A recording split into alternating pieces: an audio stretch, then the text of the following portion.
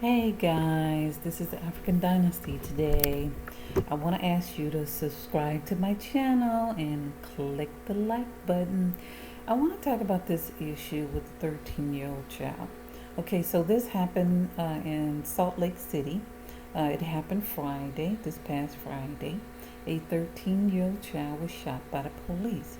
So, what happened was the mother called the police because the boy is autistic and he was having a difficult time with his mother going back to work. So after like a whole year, she was at home with him. But then, she decided to go back to work. He was having a serious meltdown. She could not, manage his behavior. So she called the police, and she gave very descriptive, details about what was going on. She said he was 13 years old. He's autistic. He is not armed at all. He's a small child, and she would like a crisis intervention team. Well, what did they send? They sent a state-sanctioned genocidal nut to come to address the issue.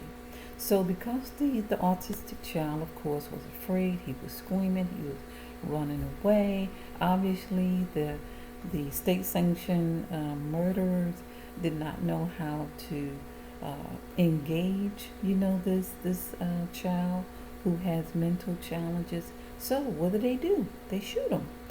He did survive, but he survived, with severe injuries. He was shot in his gut, his arms, and he had some other injuries, to him. But this is absolutely horrific. Horrific that these state sanctioned murderers came into the community, and even though she gave them, enough details where they could try to figure out what team would be the best fit to address, this child.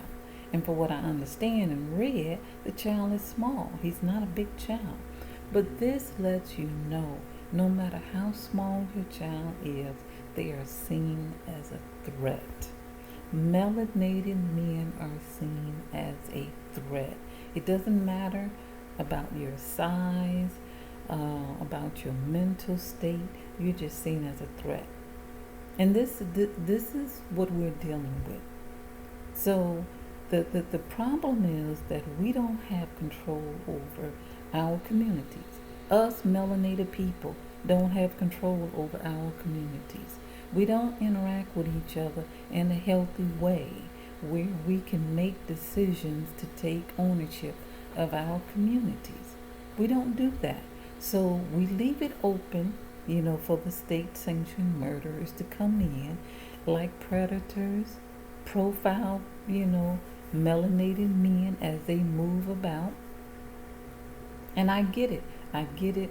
The crime in our communities is horrendous. And this is where we have to take ownership. We cannot cry, that they did this until we take ownership. And so what that ownership is going to look like, we need to get together and communicate with each other. Identify what are the issues in our communities, what resources we need in our communities, and make the necessary moves to make it happen. That means that all of these people who are supposed to be, senators in our communities, these so-called legislators or what have you, we need to, approach them in terms of identifying real resources that are important for the community. Whether, that is training, whether that is dealing with those who are coming out of prison, how do we reintegrate them back into the communities and provide, resources to help them to get on their foot, if that's an issue. If it is drug addiction, then we need to take ownership of how do we, help those who are struggling with drug addiction. If it is single motherhood, she needs assistance, with child care, we need to figure out how to address that issue. Whatever the issue is that is in our community, we need to take ownership, identify what that problem is, and coalesce resources to address it. Because if we don't, we leave the room open for state sanctioned murderers to come in and treat us like animals. We have the capacity, we have the ability, we are intelligent enough to do it. It's a matter of will. It's a matter of will. Now, as for me, as an individual, personally, I'm looking to go to the continent because I don't see how we can truly live our destiny in the belly of the beast. I don't see how that can happen. In the belly of the beast, where this unequal power structure, it will never become equal. We will always be in a position where we have to prove our worth, prove our value. We already don't get paid what our work value is. We don't get paid what our value is. Every time we come to the negotiation table, we're always, paid less than what we're worth. Always. So this is an unequal power structure that we're not gonna win. But if we want to continue to live in the belly of the beast, then somehow we need to start taking some ownership. Time out for talking about, well, there's poverty, there this. Okay, I get it. What are we doing to deal with it? What are we doing to deal with it? If that's the case, how are we dealing with it? So we just can't go around making excuses anymore. We got to, step up to the plate and say, okay, these are the things that we've identified. Go to our legislators and say, these are some of the issues that are, impacting our community. This is what we want. And to show you that the larger power structures could care less about our communities. If melanated men are getting murdered, if it is black on black crime, why do we have a health system that does not meet that need? That means the number one trauma hospital in the melanated community. We don't have that. We don't have a number one trauma, hospital in our communities. These hospitals are barely equipped to deal with gunshot wounds, stab wounds. They're barely equipped. That means that the facilities and the setup and the equipment is not there. The specialized, trauma doctors are not there. They're not there. So when a murder or a gunshot wound does happen, it is inevitable that a melanated male will die. And trust me, I'm a healthcare professional with an advanced degree. So I understand and I see all of this. And not only that, here is the unfortunate part. When the paramedics come into the community, they take the tone of the state-sanctioned murderers. If the state-sanctioned murderers don't care about that body that's laying there, neither will the paramedics. That's what we have to understand. All of these, institutions are working in coordination with each other.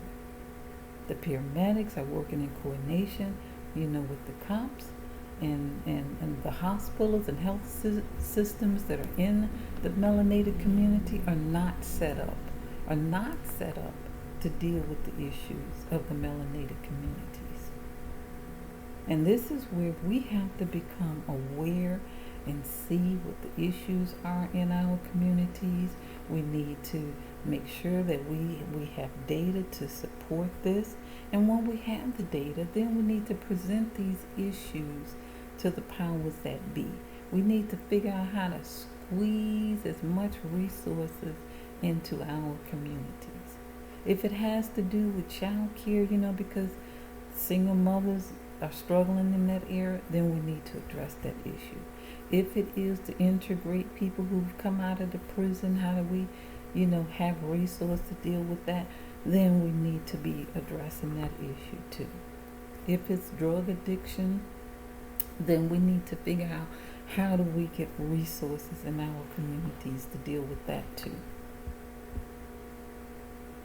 If it's mental health problems, with depression and so on and so forth, we need to address that too.